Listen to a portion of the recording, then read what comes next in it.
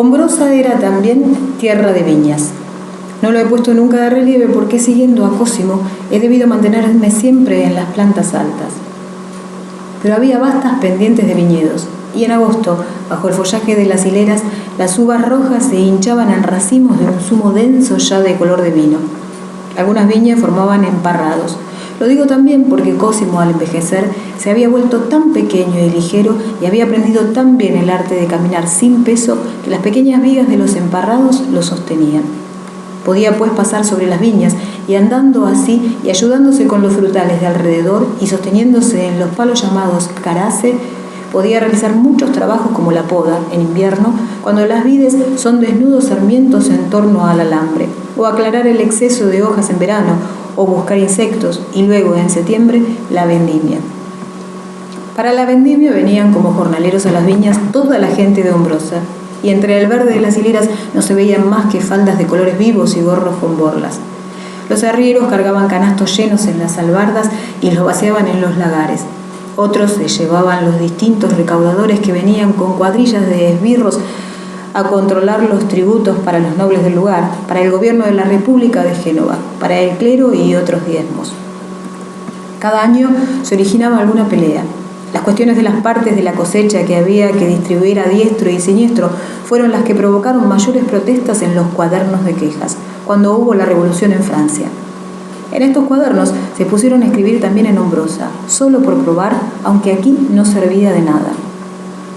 Había sido una de las ideas de Cosimo, el cual por esa época ya no tenía ganas de ir a las reuniones de la logia para discutir con aquellos 4 borrachines masones. Estaba en los árboles de la plaza y se le acercaba a la gente del litoral y del campo para que le explicase las noticias, porque él recibía las gacetas por el correo y además tenía ciertos amigos suyos que le escribían, entre los cuales el astrónomo Bailly, a quien más tarde hicieron Maire de París, y otros de los clubs. A cada momento había una nueva. Necker y el juego de pelota, y la Bastilla, y Lafayette con su caballo blanco, y el rey Luis disfrazado de lacayo. Cosimo lo explicaba y recitaba todo saltando de una rama a otra, y en una rama hacía de Mirabeau en la tribuna, sobre otra de Marat con los jacobinos, en otra más del rey Luis en Versalles, poniéndose el gorro frigio para contentar a las comadres llegadas a pie desde París. Para publicar qué eran los cuadernos de quejas, Cosimo dijo: probemos a hacer uno. Cogió un cuaderno de escuela y lo colgó del árbol con un cordel. Cada uno iba allí y apuntaba las cosas que no marchaban. Surgían quejas de toda clase, sobre el precio del pescado, los pescadores, y los viñadores sobre los diezmos, y los pastores sobre los límites de los pastos, y los leñadores sobre los bosques comunales, y luego todos los que tenían parientes en la cárcel, y los que habían conocido la tortura por algún delito, y los que la tenían tomada con los nobles por asuntos de mujeres. Nunca se acababa.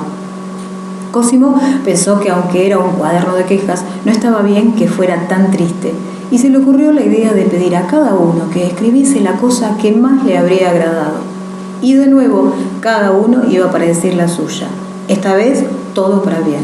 Unos hablaban de la hogaza, otros del potaje, unos querían una rubia, otros 2 morenas, a uno le habría gustado dormir todo el día, a otro ir a buscar setas todo el año. Uno quería una carroza con 4 caballos, otro se contentaba con una cabra. Uno habría deseado volver a ver a su madre muerta, otro encontrarse con los dioses del Olimpo. En suma, todo cuanto hay de bueno en el mundo era escrito en el cuaderno o a veces dibujado, porque muchos no sabían escribir o incluso pintado a colores. También Cosimo escribió algo, un nombre: Viola. El nombre que desde hacía años se escribía por todas partes. Salió un buen cuaderno y Cosimo lo tituló Cuaderno de quejas y contentos. Pero cuando estuvo lleno no había ninguna asamblea a la que mandarlo, por lo que se quedó allí, colgado del árbol con un cordel, y cuando llovió empezó a borrarse y empaparse. Y aquella visión oprimía el corazón de la gente de Hombrosa por su miseria presente y lo llenaba de deseos de revuelta. En fin, existían también entre nosotros todas las causas de la Revolución Francesa, solo que no estábamos en Francia y no hubo revolución. Vivíamos en un país donde se verifican siempre las causas y no los efectos. En Hombrosa, no obstante, corrieron igualmente tiempos difíciles.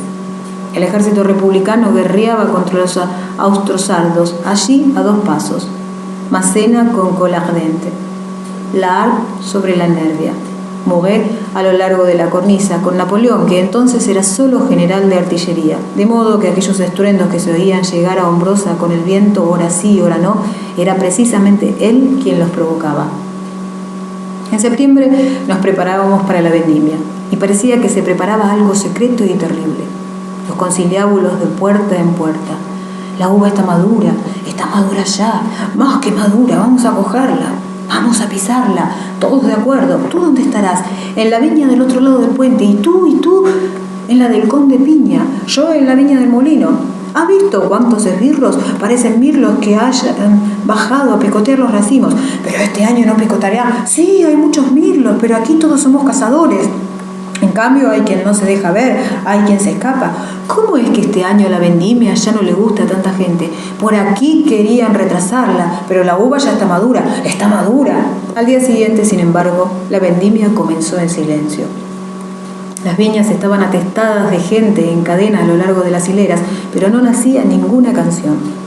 Alguna llamada suelta, gritos. ¿Estáis también vosotros? ¡Está madura! Un movimiento de cuadrillas, algo oscuro, quizá también en el cielo que no estaba del todo cubierto, pero un poco cargado, y si una voz iniciaba una canción, se quedaba pronto a la mitad, sin que el coro la siguiera. Los arrieros llevaban los canastos llenos de uva a los lagares.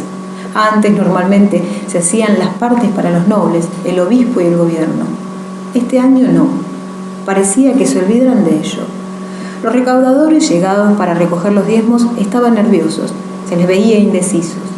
A medida que pasaba el tiempo sin que sucediera nada, más se sentía que debía suceder algo, y más sabían los esbirros que había que moverse, pero menos lo que había que hacer.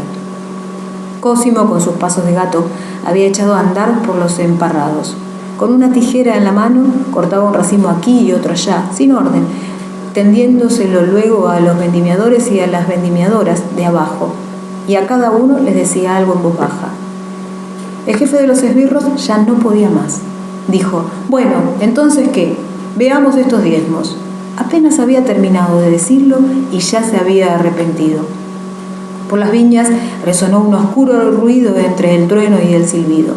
Era un vendimiador que soplaba en una concha de esas en forma de cuerno y que propagaba un toque de alarma por los valles. De cada collado respondieron toques iguales. Los viñadores levantaron las conchas como trompas, y también Cosimo, desde lo alto del emparrado. Por las hileras se propagó un canto, primero entrecortado, discorde, sin entenderse qué era. Luego las voces se entendieron, se entonaron, se volvieron airosas y cantaron como si corriesen, y los hombres y las mujeres inmóviles y semi-escondidos a lo largo de las hileras y los palos, las vides, los racimos, todo parecía correr, y la uva vendimarse por sí sola, arrojarse dentro de los lagares y pisarse, y el aire, las nubes, el sol, todo se convertía en mosto, y ya se empezaba a entender aquel canto. Primero las notas de la música y luego algunas de las palabras que decían Zaira, Zaira, Zaira, y los jóvenes pisaban la uva con los pies descalzos y rojos, Zaira, y las muchachas metían las tijeras aguzadas como puñales en el verde espeso, hiriendo las retorcidas uniones de los racimos, Zaira, y los moquitos que en nube invadían el aire sobre los montones de raspa preparadas para la prensa, Zaira, y fue entonces cuando los esbirros perdieron el control. ¡Y basta ya! ¡Silencio! ¡No más alboroto! A quien cante le dispararemos. Y empezaron a descargar los fusiles al aire. Les respondió un trueno de fusilería que parecían regimientos alineados en orden de batalla en las colinas. Todas las escopetas de caza de Hombrosa explotaban, y Cosimo, en lo alto de una alta higuera, tocaba a la carga con la concha a modo de trompa. Por todas las viñas hubo un movimiento de gente. Ya no se comprendía lo que era vendimia y lo que era refriega. Hombres, uvas, mujeres, sarmientos, cuchillos, pámpanos, escarace, fusiles, canastos, caballos, alambres, puños, coces de mulo, espinillas, tetas y todo cantando Zaira. Ahí tenéis los diezmos. Al final los esbirros y los recaudadores fueron arrojados de cabeza en los lagares llenos de uva, con las piernas que quedaban fuera y pateando. Se marcharon sin haber recaudado nada, embadurnados de pies a cabezas de zumo de uvas, de granos pisados, de ollejos, de orujo, de raspas que se quedaban pegados a los fusiles, a las cartucheras, a los bigotes. La vendimia prosiguió como una fiesta, convencidos todos de haber abolido los privilegios feudales. Mientras tanto nosotros, los nobles e hidalgos, nos habíamos atrincherado en los palacios, armados, dispuestos a vender cara a la piel.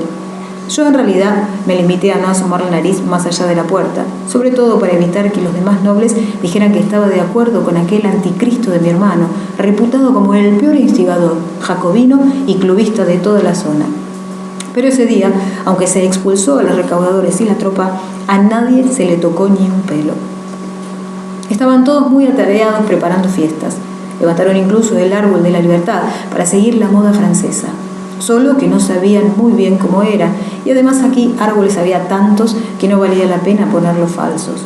De modo que adornaron un árbol de verdad, un olmo, con flores, racimo de uva, guirnaldas, inscripciones, vive la grande nación.